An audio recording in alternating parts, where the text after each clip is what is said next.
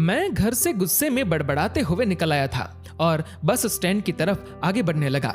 मैं मन ही मन बड़बड़ा रहा था, पता नहीं कितने पैसे छिपा के रखे हैं, लेकिन मेरे लिए एक बाइक नहीं ले सकते। अब मैं यहाँ से चला जाऊंगा और तब तक वापस नहीं आऊंगा जब तक मैं खुद के पैसों से बाइक नहीं खरीद लेता। इतना सोच ही रहा था, तभी मेरे पैर में मुझे कुछ चुभने का एहसास हुआ। नीचे देखा तो समझ आया कि जल्दबाजी में पापा के जूते पहन आया हूँ।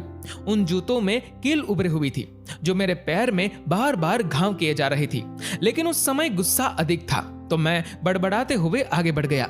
अचानक मुझे याद आया कि मैं पापा का पर्स भी साथ ले आया हूँ। मेरे खुराफाती दिमाग में ख्याल आया, क्यों ना आज पापा का पर्स चेक किया जाए, जिसे आज तक उन्होंने किसी को हाथ तक नहीं लगाने दिया था। पता नहीं कौन सा खजाना छुपा है इस पर्स में जो किसी को हाथ नहीं लगाने देते थे।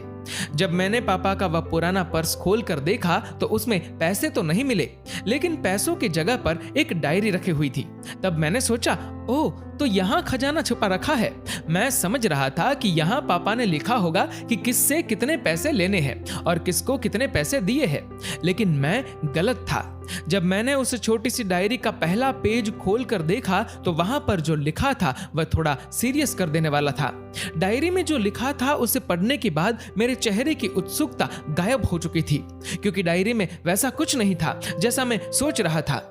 वहां पर उन पैसों का हिसाब लिखा हुआ था जो अलग अलग कामों के लिए अलग अलग लोगों से उधार लिए गए थे। उस लिस्ट में कंप्यूटर के नाम पर भी पैसे लिए गए थे। कुछ यूं लिखा था, 50,000 बेटे के कंप्यूटर के लिए। ये वही कंप्यूटर था जिसे मैं आज तक यूज कर रहा हूँ, लेकिन मुझे ये पता नहीं था उस कंप्यूटर को खरीदने के लिए पैसे कहां से आए थे, लेकिन आज पता चल रहा था। मुझे आज भी याद है जब मैंने पहली बार कैमरे के लिए जिद की थी, जो मेरे पापा ने मुझे 2 हफ्ते बाद मेरे बर्थडे पर ला कर दिया था, जिसे देखकर मैं बहुत खुश हुआ था। और मुझे खुश देखकर मुझसे कहीं ज्यादा अगर कोई खुश था तो वह थे पापा।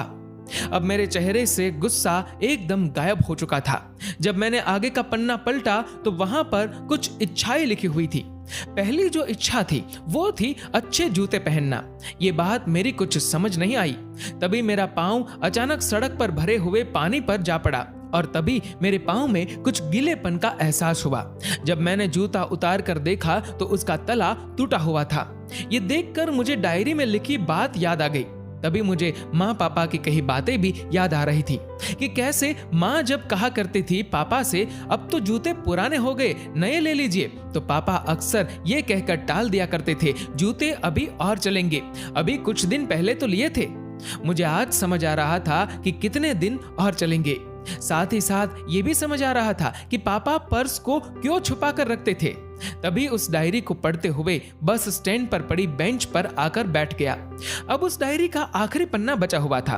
उस पन्ने को जब मैंने पलट कर देखा तो वहां कल की तारीख लिखी हुई थी। तारीख के नीचे लिखा हुआ था 50,000 रुपए बाइक के लिए। बस इतना पढ़ा और दिमाग सन्न रह गया। अब मेरे मन में कोई गिला शिकवा नहीं बचा था, बस मेरी आंखों से आंसू बह जा रहे थे। मुझे आज तक नहीं पता चला तब मैं क्यों रोए जा रहा था। अब मैं जल्दी से घर की तरफ भागा, लेकिन जूतों की वह कील पांव में अब तक घाव बनाने में कामयाब हो चुकी थी। मैंने जूतों को रास्ते में ही निकाल कर फेंक दिया और भागते लड़खड़ाते हुए घर जा पहुंचा, लेकिन पापा घर पर नहीं थे। मैं समझ गया वह कहां थे। मैं सीधा पास वाली बाइक एजेंसी की तरफ भागा। पता नहीं आज कहां से इतनी ताकत आ गई थी कि मैं भागते हुए थक नहीं रहा था, और वह भी बिना जूतों के नंगे पैर। जैसे तैसे मैं बाइक एजेंसी पर पहुंचा। पापा वहीं थे। मैंने पापा को दौड़कर गले लगा लिया और मेरी आंखों से आंसू रुकने का नाम ही नहीं ले रहे थे। पापा समझ नहीं पा रहे थे आखिर हो क्या रहा है, मैं क्यों रो रहा हूं। मैंने पापा से कहा, पापा मुझे मोटरसाइकिल नहीं चाहिए, आप अपने लिए जूते ले लीजिए। अब आज से मैं जो भी करूंगा अपनी मेहनत से अपने बलबूते पर पढ़कर करूंगा। दोस्तों, मैं आज आपसे कहना चाहूंगा, ठीक ऐसे ही होते हैं हमारे पिता। हम अक्सर देखते हैं कि हम अपनी माँ से हर बात शेयर करते हैं और माँ भी इसके बदले में हमें बहुत प्यार देती है।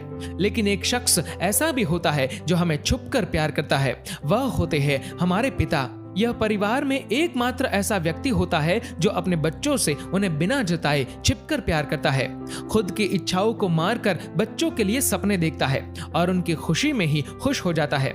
मुझे नहीं पता कि आप अपने माता पिता की इज्जत करते हो या नहीं, लेकिन अगर आपके पास माता पिता है तो आप बहुत खुशनसीब हो, क्योंकि इस दुनिया में बहुत से लोगों को तो माता पिता का प्यार भी नसीब नहीं होता। अंत में मैं यही कहना चाहूंगा कि माता पिता की भावनाओं का सम्मान करें। दोस्तों, इस वीडियो को लेकर आपकी क्या राय है नीचे कमेंट करके जरूर बताएगा, और अगर आपको ये वीडियो अच्छा लगा हो तो इस वीडियो को लाइक करेगा, शेयर करेगा ज्यादा से ज्यादा लोगों तक, और ऐसे ही और भी इंस्पिरेशनल वीडियोस के लिए सब्सक्राइब करें हमारे यूट्यूब चैनल को और फेसबुक पर फॉलो करें हमारे पेज को। धन्यवाद।